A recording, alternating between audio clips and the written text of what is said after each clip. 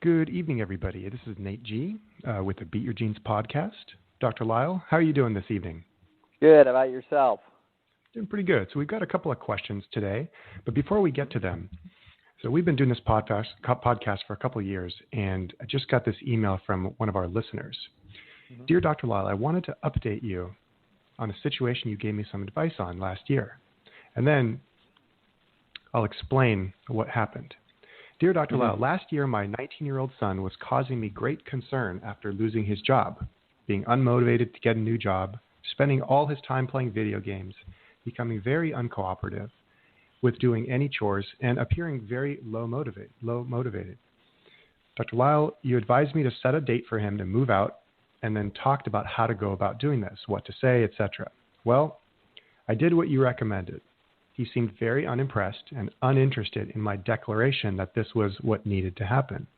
However, I persisted in occasionally reminding him that this was going to happen whether he was ready or not.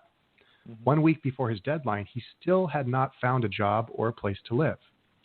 And being the mother that I am, I was so worried that I contacted the men's shelter in our city, who assured me that there was a place for him there, where he would have a safe place to sleep and even 2 free meals a day. However, a few days later, he found a flat situation with a friend, and a couple weeks after that, he got a job. He later moved into a flat with my daughter and her friends. She has since reported back to me that he is much happier. He socializes with his flatmates and has even become like the house mother by nagging everyone to clean up their mess in the kitchen. Wonders will never cease. He saved up enough money to spend a month traveling around Japan with a friend.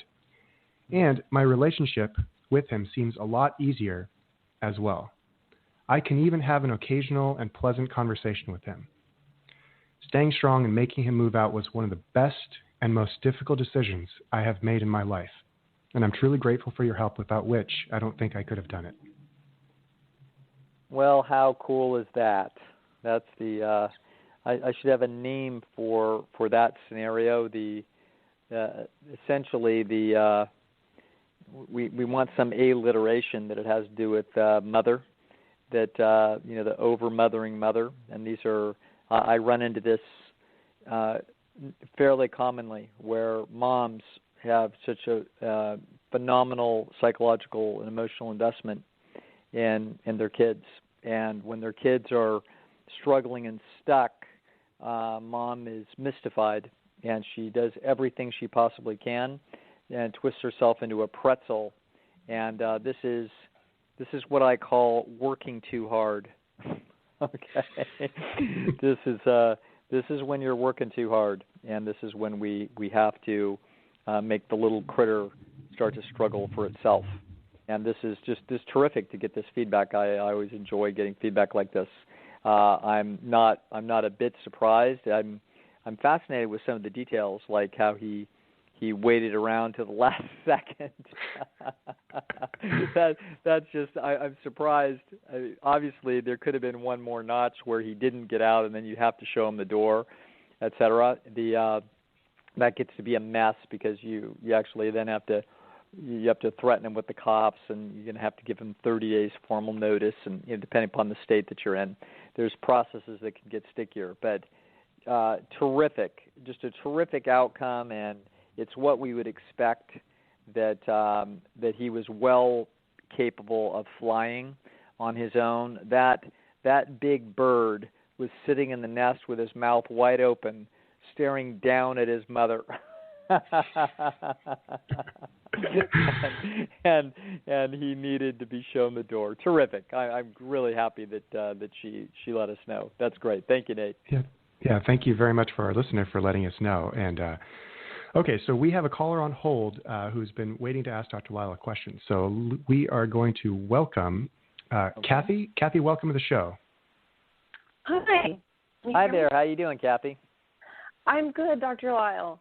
Okay. How are you? Good. All is well. Well, tell me a story. Well, what's going on? What are we trying to get better? I have a challenge for you. Okay. I have an open loop challenge for you. Okay. All right. So this has been going on for 8 years that I think about this, and I can't seem to come to a conclusion. I've been to 5 therapists, none of which have been especially helpful, as you can imagine, if I'm still dealing with it. I'll try to give a little background just about me first. Sure. I am 39 years old, happily married for 10 years, 2 young boys. A stay-at-home mom currently, but I'm also a nurse practitioner before I started to stay home. My father passed away from pancreatic cancer 8 years ago.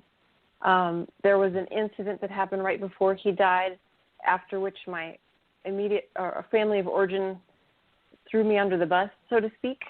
I haven't seen my siblings in 8 years. My mom and I have a very strained relationship, to the point where I'm wondering if she ever really had an attachment to me, and if she keeps in touch with me out of obligation. So my questions have always been, is this my fault? Was my family already fractured before everything, before the fallout? Yeah. Is it possible that my family never really did care about me, or never was really attached to me? And now what do I do for my own sake, for my husband's sake, and for my kids' sake? Interesting. And I can give more background, obviously, if you need it. No, that's good. All right. So, just vaguely, I'm trying to get a layout. What area of the country do you live in? I live in California. Gotcha. And how many siblings do you have? I have one sister who's 1 year older, and I have a fraternal twin brother. Okay. And one brother who's a fraternal twin. Okay. All right. So all you guys are very close in age. And where does your sister live? New Mexico. All of them live in New Mexico. My brother, sister, and my mom, and my siblings are now married with kids. Okay. And your mom lives in New Mexico. And do they live nearby each other? Yes, within 20 minutes. Okay. All right. So they're a little coalition there, is what they are. And your sister, does she have any kids? She has 2 young boys. 2 young boys. Okay. And how about your brother? He has 1 young girl. Yeah, 1 young girl. Okay. All right. And so now let's walk through, where were you living at the time when your dad passed away? I was living in Texas with my husband, no kids yet. We had been married for 2 years already, and I was the first out of the nest to be married. I've been told we had an enmeshed family, if that gives some information. So very, very close, but not in a good way. Everybody was in each other's business. My dad was a bit of a narcissist, and everything revolved around him and pleasing him. He was a dentist. Right. So, we were very compliant children, very agreeable. I'm extremely conscientious. Worked very hard in school, tried never to give my family any trouble. Got it, because you didn't want to deal with your dad's wrath. Right. And we were raised Catholic, but and I attended the same Catholic school college as my siblings. That's pretty unusual. We all went to the same prestigious Catholic college at the same time. I was very, very involved in campus ministry. I was in a liturgical choir. I did Bible study. I was really trying to find some truth. After I got married, I realized that there was no there for me. Right. And started reading a lot and questioning a lot. Right. I read The God Delusion, for one example, just really doing a lot of soul searching. And at the same time, the Catholic Church's pedophilia scandal was kind of blowing up. And it got to me. So at the time, my husband and I stopped attending church, and that was kind of our own path. I went home to visit my dad while he was being treated for cancer. And happened to be there for Easter, and I don't know why I had the balls to do this, but I told my mom, hey, my husband and I aren't going to church tomorrow. We're going to go for a walk instead. That's just what I'm feeling right now. And she said, that's fine. You're an adult. You make your own decisions. Well, after she told my dad, he was livid, and she changed her mind immediately. Right. And didn't back me up, of course. At that point, it turned into a big argument. My sister got involved. My brother was not in town at the time, and it was it was ugly. To the point where the trip ended. I apologized profusely, just trying to get in good graces, and went back home to Texas. And it kept coming up in phone calls, and they were getting more and more vicious. Just kept bringing it up, and I kept apologizing, and it never cleared. I couldn't even go home to be there when my dad passed away because it was so volatile. Wow, what an event! Yeah. Let's unpack this just a little bit. So, you're 39. You were married about how old? I was 28, about to turn 29. And you had already had a degree as a nurse practitioner? Correct. I had 3 degrees at that point. I had 2 bachelor's and a master's. Okay. And your husband, what did he study and what does he do for a living? He's an attorney, and he's also a military officer. Okay. Interesting. And let's try to understand the walking on, doing some backpedaling that you did to try to stay in good graces.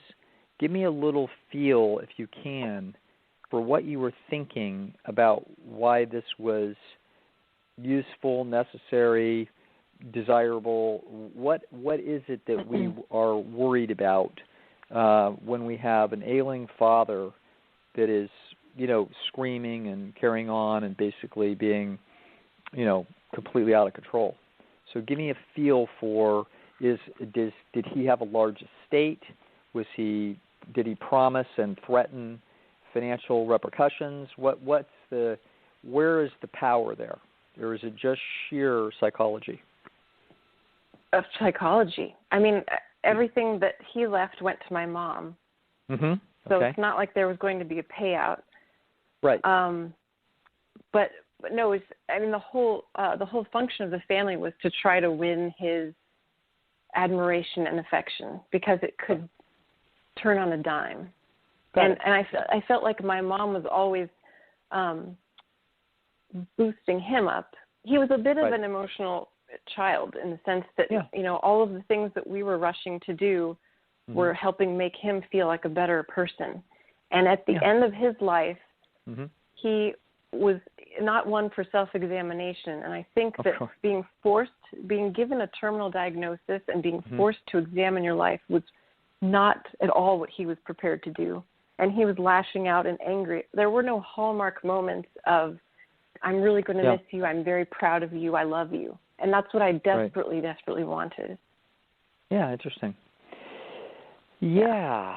Okay. So now another thing that's interesting about this is that as pleasant and agreeable as you sound and profess to be, this is a hell of a thing to be having a knockdown, drag-out argument about.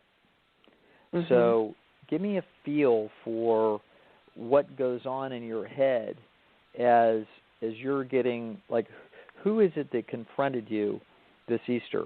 Did your dad confront you? Who fired the first shot? I think it was my dad. Okay. It was my dad, and then my sister came rushing into the kitchen to see, to get in on the argument because she liked to see me go down. Got it. She was jealous and single and living at home at the time, and right. I think she was savoring it. And got it. that makes sense. And yeah, I'm wondering, she may have a personality disorder. That's kind of my thinking, but I don't know. Oh, hey, I'm listen, no psychologist. the apple wouldn't have fallen far from the tree then. Right. Okay. Right. No, there was I was told I was throwing the baby out with the bath water. My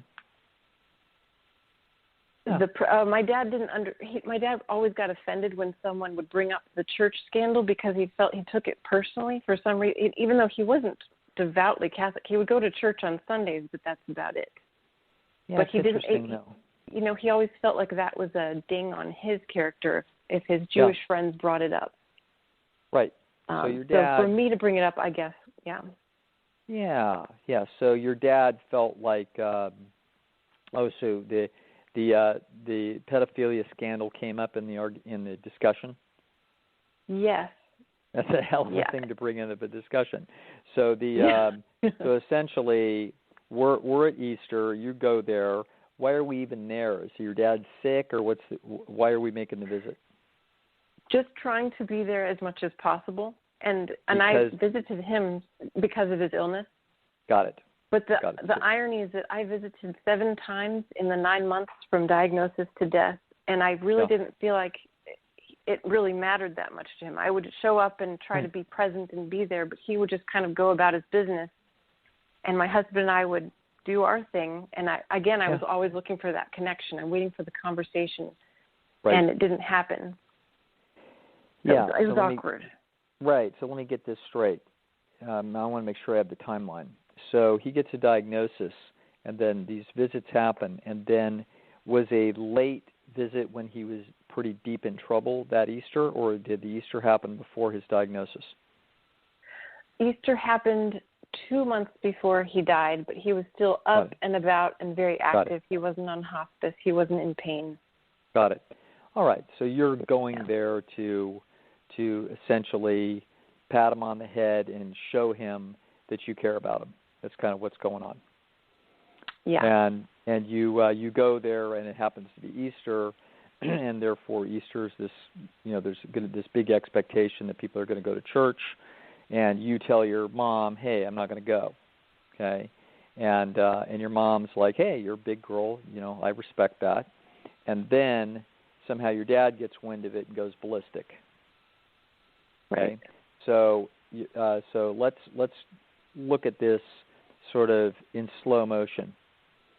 So now, would you stay with your parents, or did you come into town and stay in a hotel? Where were you actually located when this goes down? My childhood bedroom. Staying in my childhood bedroom, yeah. Okay, let me get this. No, wait a second. That's where you're staying? That's where I'm staying. Okay, and are you there with your husband or by yourself? With my husband. Okay, so you and your husband are in your childhood bedroom overnight in your parents' house? Yes. Okay, so so you're there. Is this? So and your sister's there. Is your brother there as well? No, he was in graduate school, and I think he was coming to town. Got it. So your sister's there. You're there with your husband. Your sister is annoyed that. Are you married at this point? Yeah, I'm married for 2 years at this point. Got it. So you're married, so she's not. So that makes you higher status. Mm-hmm. And she's a year older, so she's looking like an old maid comparatively. Mm-hmm. And are you more attractive than your sister, or similar, or what would you say? Yes. Yes. Okay. More attractive. Got it. So you're more attractive than your sister. Your husband is an attorney, military, pretty freaking cool. Okay. Amazingly, he's pleasant enough to be willing to stay in your parents' house, which was a mistake. Okay. Yeah. It's a mistake. Yeah. It'll be the last time he makes that mistake. Yeah. Okay. But he does. Okay. And he's theoretically welcome there. You're married and everything is cool. Your dad has no small amount of attachment to Catholicism, or he wouldn't have sent you all three to a private school for college. Mm-hmm. Okay, so this is no small part of his identity.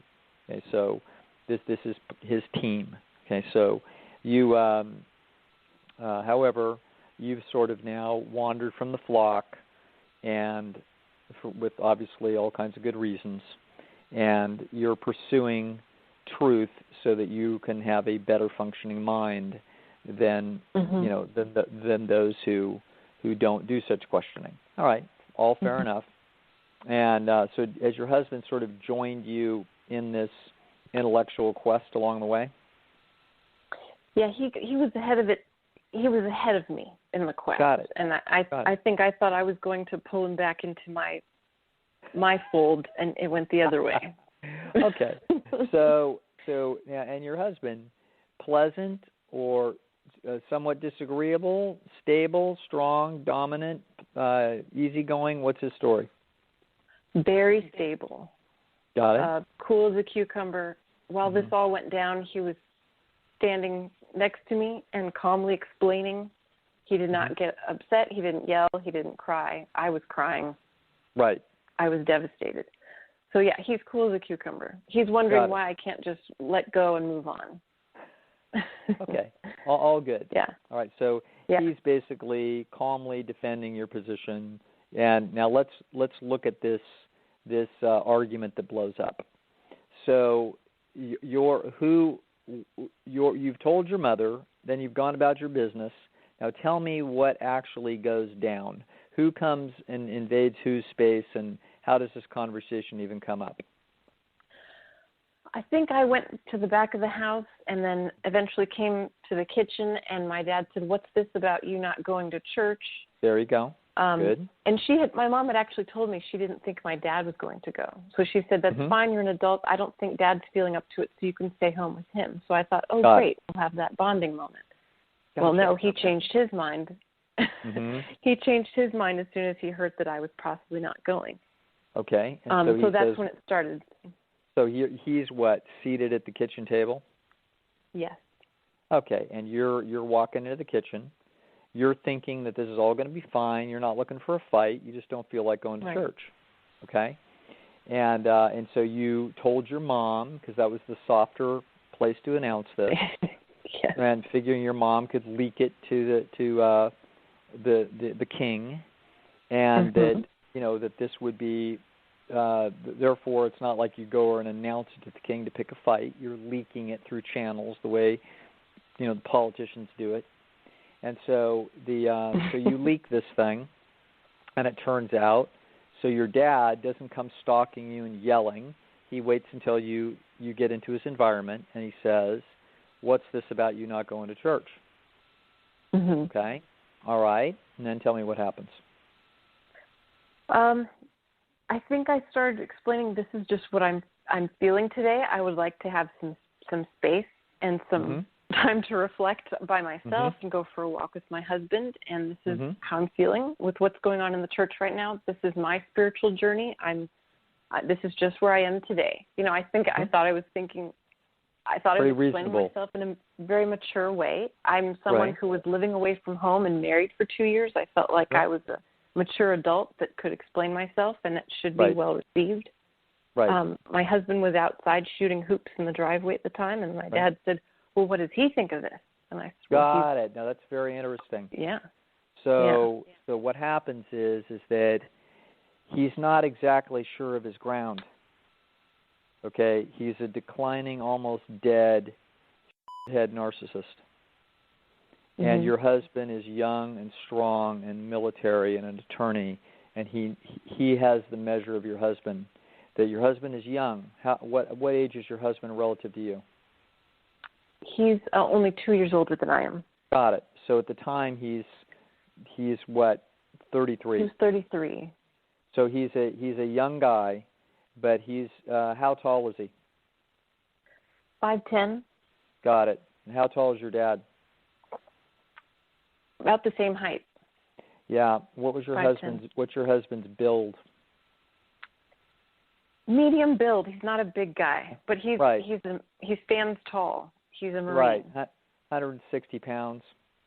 160. About 180. This is no frickin' joke. A 5'11", 5'10", 180-pound Marine is no frickin' joke. Okay? So your dad had a little, narcissistic as he is, he's feeling a little intimidated. Okay? Really? So he does a little check. What's your husband think of this? Okay, he's trying to find the lay of the land here. Okay? Okay. All right. Mm-hmm. So tell me what happens next. Well, I went out to my husband and I said, the shit just hit the fan. You need to come inside. Wait. You're going way too fast for me. Okay. So your dad says, what does your husband think of this? Now what happens? I said, well, he agrees with me. Okay. We're a team. I think Right. I said we're a team. We're in this together. Got it. That's okay. And then what happens? And he said, well, I think he asked further for Jeremiah's, my husband's opinion, and I said, well, I'll go get him. You can talk to him yourself. Okay. So actually, he's not yelling and screaming, being hysterical. He's just sort of confronting you. Oh, he's visibly angry, though. Oh, he's visibly angry, but he's just confronting you. Yeah. Okay? Right. And he's like, well, what does your husband think of this? And you say he stands with me, etc. And then how does the cross-examination continue, or accusation or threat? What makes you go get your husband out of the driveway? I think just the fact that he was asking what he thought. I felt like my husband should speak up for himself, and frankly, I wanted the support because my sister and my mom were there at that point. Sure. And I was feeling like I was, prey. Outnumbered. You're outnumbered. Right. Okay. All right. So you go. How big is this house? It's pretty good size. Got it. So it's a little bit of a hike to get out to the driveway to get him. Yeah. All right. So you go get him, and you tell him the shit hits the fan, and you're getting confronted. And how's your husband react? Oh, he's shocked. He thought he was playing basketball before dinner. Like he was just what the shooting hell? Suddenly all the stories you told him about your head father, you're starting to get credibility by the nanosecond. Right. Okay. All right. This is good. This is a fabulous thing that happened in your life, because your husband, had your dad passed away and he had not witnessed this, okay, he would never actually have had the opportunity to see this in action. So this was a good thing. All right, now. Okay. So let's. So you get your husband, who's like, all right. So Marine, he doesn't have any fear of this situation. So you go in there, and now tell me what happens. Well, we walk around outside for a bit so I can fill him in. Good. And then we head toward the house. Yeah. And my sister is standing in front of the front door, which leads right into the kitchen. Yeah. And with her hands on, this is where it gets funny. Her hands on her hips says my full name and says, do not come into this house if you're going to come in angry. Ah! I'm 31 years old, and I tell her, step aside. Oh, my God. Step aside, I'm hilarious. coming in. These are like Napoleonic columns. Like the sister is lining up behind Dad, okay? Yep. Lining up behind Alpha and his money and rejecting you, and you're the pretty shithead younger sister who's married, and you can go yourself. That is exactly what's going on. That's exactly right. Nathan is going to have to edit that, a little bit on this. All right. So all right. So now we go, and your sister does this. You tell her, step aside. I'm with a Marine. Just get out of my way, you punk. Okay. All right.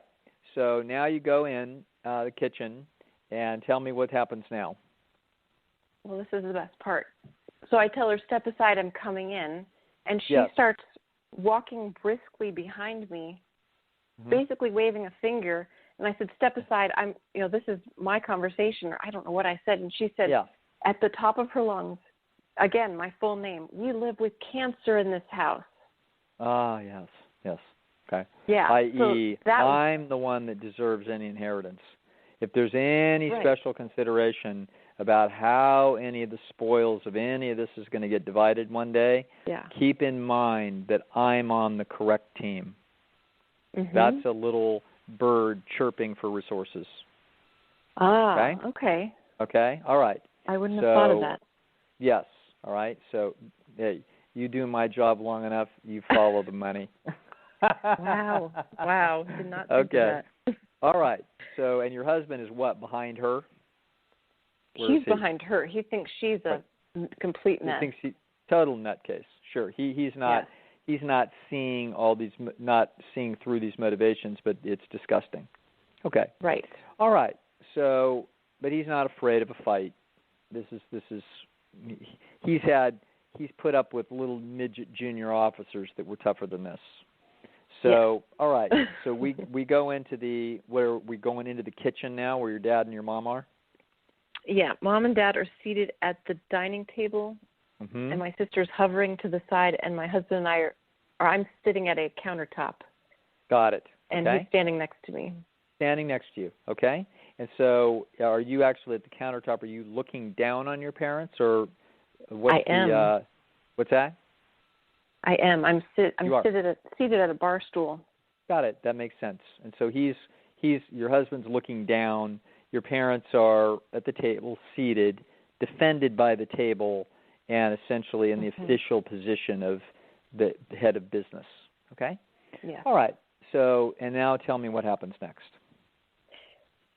I think I started going off and defending myself, thinking I'm making this educated argument. I'm going to explain exactly why. It'll seem rational. They'll see that this is where I am right now. They'll get back off and give me space. Right. Okay. At so this let point, me. Yeah. Go ahead. So let me get this straight. So you don't wait for him. He doesn't do an angry cross-examination. You're sort of pleading your case to have a peaceful agreement. Yes. Okay, got it. Okay, just you're feeling in a subjugated position. All kinds of reasons why that would be true, and that's fine. So that all makes sense. So you do your little explanation, et cetera, and then tell me what happens. I think I don't know if he even took any of it in. He said, you're throwing out the baby with the bathwater. I should have sent you to New Mexico State. Got it. That hurt. I wasted my money on the Catholic fancy school. Okay, that's what he just told you. I wasted my whole life raising you. It's kind of how it felt. Okay, got it. Okay. Keep going. And what then else he ended up, what else did he say?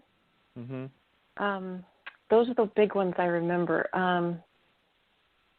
We had talked a couple days prior about the Catholic Church scandal, and I was saying how appalled I was. And he said, well, it's not like they killed those boys. And my jaw dropped. So this is somebody who doesn't quite understand, didn't understand the emotional impact of something like that either. So I think I had brought that up again, and I was making a theological argument. So yeah, he just said, you're throwing out the baby with the bathwater. Not all priests are bad, and that's about all he had. And then he stalked over to the living room to watch football while my sister sat on the side of his chair and basically stroked his ego. Got it. Okay, so let's get this straight. So the best your dad has is to say you're throwing out the baby with the bathwater. Just because there's some bad apples doesn't make the whole religion bad. And that's kind of all the bullets he has in his gun. And he then leaves the argument. Fair enough. Okay? So tell me what about this, so it sounds like this thing lasts, 3 minutes? The whole argument? Yeah. From the point in time when we come inside the house? Yeah. I would say it probably lasted 15 minutes. 15, that's so a lot more was said. So there's quite a few back and forth. Yeah. Mostly by me. I was almost a theology major. Yeah. Right. So you're giving him chapter and verse, et cetera, and then he's defending his beloved church, and that's that. And then he gets up and leaves. Okay. Right. All right. So keep explaining to me. So now keep talking to me about what happens then. My mom changes this. Oh, no, my mom said, well, let's just stop before anybody gets hurt. And at this point, I am covered in tears. Yeah. I am drowning in tears, sobbing. Yeah. And my mother has just said, before somebody gets hurt. Right. So I am invisible, as I always feel. So she didn't acknowledge that I was at all, that my feelings mattered at all. Really, nobody did. So she changes the subject, starts serving dinner, and my husband and I start eating dinner at the table with my mom, while my sister and my dad are still in the living room. And I still have tears streaming down. I'm eating in silence, trying to get out of there. Yeah. I don't know why. And I think I even offered that we could move to a hotel that night. Okay. And my mom said, oh, no, that's fine. No. Right. Okay. All right. So it's interesting. So now let's look at let's move the camera forward a little bit. So where are we half an hour from now or an hour from now? What other discussions do you ever have with your dad, in this weekend, et cetera? What happens? No other discussions about it, period. Okay. Everybody goes to bed. I believe I was devastated in my room telling my husband, I don't know what I'm going to do. This is awful. He said, oh, they're all just crazy.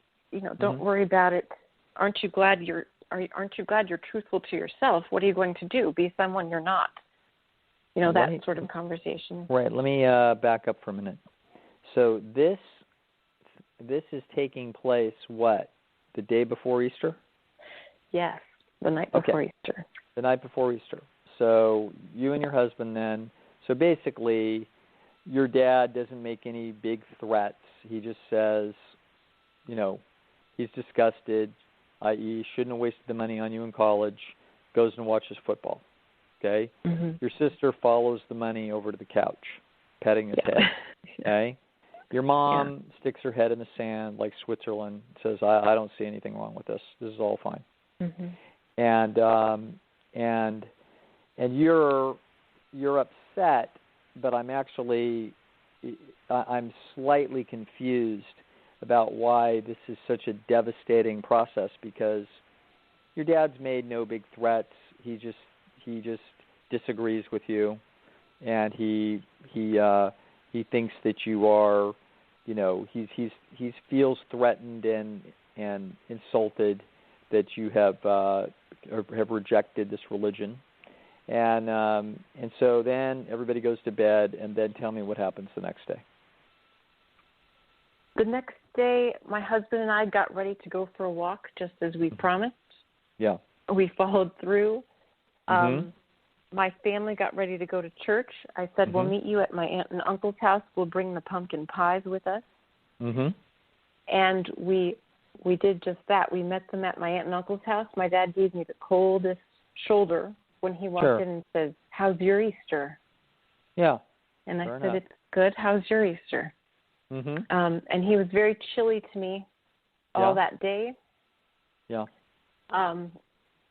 We went to another aunt's house after that. My husband and I did, to pick up some of my dad's childhood paperwork that she had that she wanted to give him. Yeah. We came home after getting that, and my mom accused me of going to a movie. She said, where have you been? I said, we were at my Aunt Pat's house getting this paperwork for Dad. She said, I don't believe you. You went to a movie or something. I said, we just left Aunt Pat's house. You can call her. So they were chatting about us while we were gone. It was very chilly when we got home. Okay. Gave my dad some paperwork, which included his 6th grade report card, if you can believe it, a lot of childhood things. And he had very poor grades as a child and started ripping up his report cards. Interesting. Okay. Yeah. All right. I thought that was telling. Right. Sure. That's how the evening ended. Good night. Love you. See you in the morning. We'll drive you to the airport. Okay. Drove us to the airport. Hugs. Love you. See you soon. And I thought, okay, we survived that. We're fine. Yeah. Yeah. But every phone call thereafter was, why did you do that? You dropped a bomb on the family. How could you do this? It was just who's getting saying worse. That, your mother? My mother and father. And father. Oh, okay. Yeah. So they're both. How could you? The bomb on the family being what? That you are rejecting Catholicism, or that you made Easter unpleasant, or what are they complaining about? I don't know what they were inferring, because it's not like I didn't announce atheism. I just did not want to go to church on that day. I was being very careful about what I said, because it was very personal. Keep explaining to me. What? This is important though. What do we think they were saying by this? How could you do that? How you did something so outrageous. What is our inference about what it is that you did that's so outrageous? What do we think that they're trying to say? That you're leaving the tribe? That you're bailing out? How could you leave the tribe? Yeah, I mean, that's what it sounds like to me, and it's also possible. Any sense that either one of them or your dad was embarrassed that you would take that direction? I don't know. I mean, no one knew. Yeah, right. I understand. No one knew that was the direction. Yeah, I'm trying to figure it out. Whenever, I mean, this to me, so far, all I hear is, I think all I hear, I'm just trying to walk around this, is that, hey, you go to visit your dad, you've been there a bunch of times, knowing he's going down. You happen to go on Easter, unfortunately. Okay, it just so happens that you did. I mean, it was Easter Sunday, so it sort of made sense to go for whatever reason. You go there and you decide to rather than go into church and bow your head or whatever, you just decide to say, hey, you know what? I'm not going to do it this time around, and that's that. Now, no big deal. I'm not trying to make a big deal out of it particularly. Your dad gives you some shit about it, and you defend yourself, okay, which is interesting, okay. It shows you've got some backbone. You're probably also feeling like you got, an attorney Marine that you're married to now that actually in some ways took you down this path. Mm-hmm. So in some ways this is a fork in the road for you, conceptually. Yeah. Okay? It really is a moment where, like, this is the moment that you left your dad's flock and you joined your husband. Okay? So the wedding day you do it, but hey, who paid for the wedding? You know what I'm saying? And and so this is really when this goes down. It goes down on this Easter, the day before Easter. Yeah. And, it's symbolic. It's like it's Easter, for goodness sakes. If there's one time, Easter Sunday is the biggest holiday in Catholicism. It's the most, profound, holy thing that there is. It's the most solemn thing. I mean, that and Christmas, but I mean, Easter is huge. And so here you are basically, you know what? Not going to choke it down. I could go and choke it down, but you know what? Really doesn't feel good in terms of my integrity. Not going to do it. Okay? Your dad reads this in Braille. He can see exactly what's going on. And so he pushes you a little bit, and guess what? You don't roll over. You defend yourself. All right? And so it gets a little heated, and he's like, well, what's the husband say? And you're like, well, I'll tell you. I'll go get him, i.e., no problem. We'll take you on, right? Right. And so this he really isn't in a position to argue with you very well. He can he's offended. He is being left behind. He's also going to die. And essentially you are waving goodbye and basically saying, you know what? You're not dying with me under your thumb in any fashion. Okay, I'm an independent entity, still care about you, here I am, but I am not going to pretend. This is how it is. And the narcissist can't go easily. It wouldn't go easily for a lot of people, by the way. So it isn't. But for a narcissist, this is particularly disturbing. So this is hard on the old guy, and he's all twisted up, and he is very angry. But it's interesting that he has to keep his mouth shut and just be cold, because you're somebody with a six-figure type capability, and you're married to somebody with six-figure capability that is bigger and stronger and younger and tougher and more stable and smart, and basically you have no use for him. Okay? So he actually, all he can do is be quiet and shitty and cold. That's all he can do. He's trying to signal his immense disgust and anger. But you've been very unfair as far as he's concerned. You should be bowing down to him. And so this is hard. And you're like, no, I don't bow my head. I'm not bowing my head to you, and I'm not bowing my head to anybody. Okay? And that's tough on a narcissist. And if that narcissist, believe me, if he was in charge of your life right then, he might have killed you. Wow. Yeah. Okay? If it was King Kamehameha or whatever, whoever it is, and some kid of his did something like that, hey, off with your head. Yeah. Okay, so that's how that goes. So anyway, he can't do that. Wasn't thinking of it, and now you see your mom, the kind of ostrich. The only way that she lives through life with this guy is to get on his side and stick her head in the sand. Okay, so that's how that goes down. Your sister's following the money around, like a good little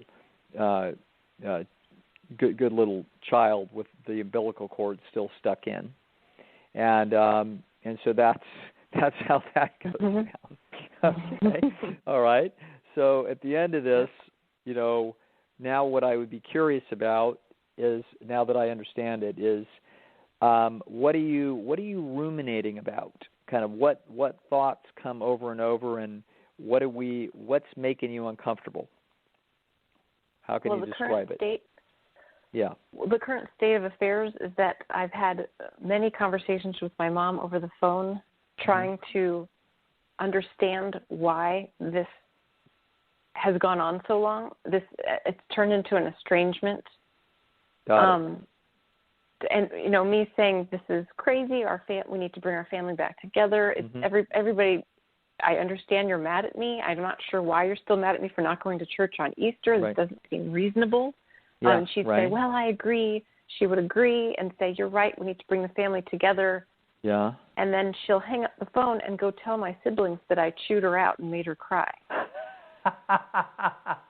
All right, hold on. This is very interesting. So this is very interesting. So your mom, so I don't think that, I'm not sure, Kathy, how to, I don't have the whole picture of what's going on in your head, and we have limited time here. But it seems to me that the ruminating has more to do with the current relationships and the puzzlement of what's going on, probably more with your mother than anything else. Yeah, I think you're right. Your dad's gone. Okay. Right. What happened is that you're in a declaration of war, and the essentially of who's in charge. You basically said, you're not in charge of me. If your dad's not in charge of you, your siblings sure as hell aren't. And essentially what you're saying is, I'm above you people. Okay? I've considered your position. I'm smarter than you are. I'm better connected than you are. My husband's smarter than you people. We are stronger, more competent, younger. and we don't need you. And I am rejecting the faith of the coalition. And I'll be perfectly pleasant about it, but I'm just letting you all know you're wrong. Okay? Now, your mom, the specter of her dead husband still exists. He casts a big shadow over who's right and who's wrong. And your siblings, so your brother lined up with everybody? Oh, yeah. He's followed my dad's career path. Yeah. Okay. All right. He doesn't argue with my mom. He's a dentist, for God's sakes? He's a dentist. He's a dentist. Okay. And what's your sister do? She's a PA. She's a PA. Okay. Mm-hmm. All right. So these people they all live close to each other. They've got kids. They're all Catholics, and they've formed a little coalition. Yeah. Right? And those two children, did your dad leave any significant estate? Yes, all to my mom. Got it. Okay, so your mom has a significant estate. Yes. Yeah. Okay. Well, if you want an answer to the question about why this looks the way it is, follow the money. So your siblings are, believe it or not, financially motivated. Yeah. And your sister really doesn't want you around anyway because you're better looking than she is. So she just as soon not have you there taking the shine out of her. She married? She didn't invite me to her wedding. Yeah, she didn't invite me to her wedding. I was the only relative. Of course, she doesn't want you there as a maid of honor or some damn thing taking the shine out of her at her wedding. Wow. No way. Okay? And so they're not going to choke it down. So your sister finally has the opportunity to kick you out. Yeah. Okay, so this is the real Lulu in the group. All right? Yep. Your mom's just Mr. Magoo and anxious and wants to be accepted and included and be safe. All right? Your sister is and basically took this as an opportunity to excommunicate you, if we can use that term. Yeah, she's done it. Basically, this is what happened. All right? And as I look at the whole thing, the sad little thing, the person who really loses here, your brother doesn't lose anything. He's himself, okay? Your sister is fine. She's glad. She's just seeing you die in a car accident, all right? Wow. And all memories of you be burned to ash. It's your mother that loses, okay? Your mother is the person that's losing. And were you and your mother ever close in any way, or just sort of that there must have been a time when it dawned on you that she was pathetic? And but you is that, I mean, this must have happened by the time you were 16. I held her up on a pedestal probably until I was in my 20s. I didn't notice that she was pathetic. Right. Okay. So you didn't realize that this is a woman living, under intimidation. And, no, I did not notice that. It sounds like she's got a lot of stability that she could, deal with your dad's anger, not freak out, accommodate him, etc. And so, this looks like, in some ways, it's a remarkable specimen. But this is how Switzerland survives, okay, is by figuring out which way the wind's blowing and making sure that none of the ash comes in your territory. So your mother is now outnumbered in her own tribe. And so the other two, particularly your sister, who is vocal and forceful, will not let you back inside the guano ring. Yeah. So your mother can't let you in. Okay? Wow. So it hurts her because she knows that you're a fine human being and that you feel affection towards her and you are a potential source of support for her. Okay? She doesn't seem to act like she's all that interested in me, though, or my life or my kids. Yeah. Well, you know what? Yeah. She's got her hands full.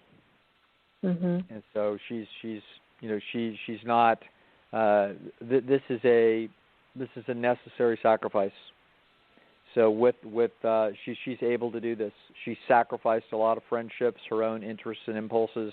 She sacrificed a lot behind the force of a real shithead, your father. Mm-hmm. Okay? Yeah. So as a result, she's got another one. Your sister is strong. She's not incompetent. She's a PA, and she rules the roost emotionally there, and that's that. Okay. Yeah. So that's it. Your mom can't let you back in, and your mom really, doesn't have the chops to reconfigure this thing, and it kind of can't be done.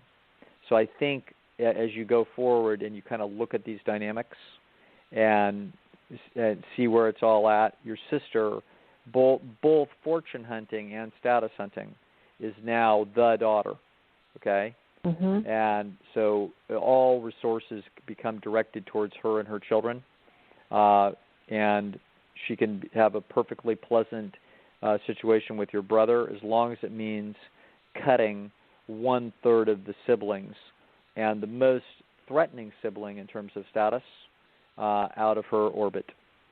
Okay? Wow. Yeah. So that's really what's going down in the situation. So, hey, kind of too bad. It's kind of too bad for your mom, because if this were not true, then your mom could have a little richer life, and you could have a little more. You'd have a connection to your mother, such as she is. Yeah. But the truth of the matter is that these are the problems, and it's like if only Hitler was a little more reasonable. Yeah. Okay, then we wouldn't have had this problem. All right. Well, yeah. If only your father wasn't who he was, and only your sister didn't inherit enough of those genes, and she wasn't who she was, then we could have had a much better situation. Yeah, we could have. You hearken back to the night before Easter because it was an interesting turning point. And so it reverberates through your mind because you knew some important, it was like the tectonic plates were moving right then. Okay? Yeah. But this was decided a long time ago. It was decided in your sister's. It was decided in your sister's genetics and your mom's genetics, and so when this all went down, this was more or less how this was going to wind up. Okay. Okay. Does that make sense? Yeah, that's helpful. So do I Good. even bother to try to keep in touch, or do I go on my merry way? No, I think what you do is once in a while you call up your mom and you just tell her you love her. You know what I'm saying? And you just tell her things are going well, things are going swell. I sure hope you're doing well, Mom, and hope everybody's doing theirs fine, and love you to death, and bye. Okay? Okay. You just this is what I call Chinese water torture, and that is that we just keep dropping positive stuff on top of your mom over and over. We're like a mama cat that just keeps licking her head, okay? Okay. Just lick her head a little bit, lick it a little more, lick it a little more, lick it a little more, lick it a little more. And no matter how we don't try to process anything with her, settle it. That's all impossible. All we want is we want her to feel that, you know what, her status is quite safe with you. Okay? That you have some kind of understanding and peace with where she's at, and you just express that you care about her. Okay? Okay. That's what that little lady needs to know. And she can't give you very much back because it's at war, it's counter to the alpha of her coalition. Okay. Okay? Got it. Thank you. All right. Very good. Thank you for calling. That was a good one. And I appreciate you calling live and letting everybody have a listen in on this very interesting and complicated problem. You're a beautiful reporter of the dynamics, and I think this is going to maybe do a lot of good for a lot of people. I sure hope so. You bet. Thank you, Dr. All right, Lisle. Kathy. Thanks for calling. Kathy, thank you very much for the phone call and willingness to share the details. We've got about 3 callers on hold, but you're going to have to try again. Yeah, I think we're going to have to try again night. next week. So, callers, really appreciate it, and we're going to have to end the show today, but if you can call back next week, we'll get you as soon as possible. Dr. Lisle, thank you very much as always. Love it, love it, love it. All right. My pleasure. I'll talk to you all soon.